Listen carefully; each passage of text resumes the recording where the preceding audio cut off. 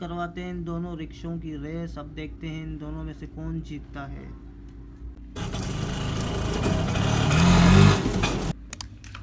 अब इस गाड़ी की जंप करवाएंगे।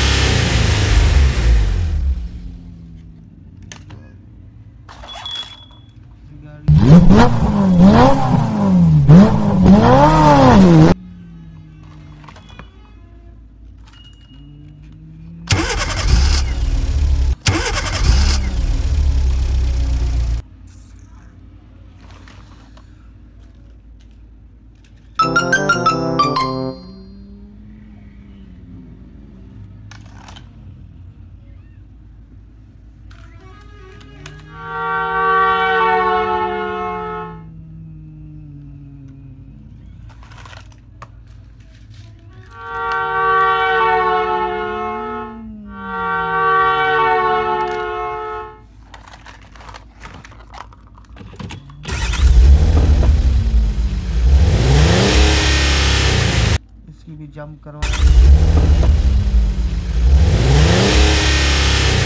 इसकी फिर से जंप करवाएंगे। ओ गिर गई।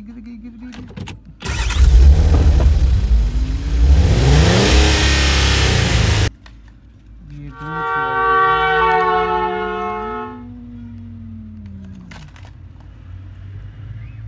इन दोनों की टक्कर करवाते हैं।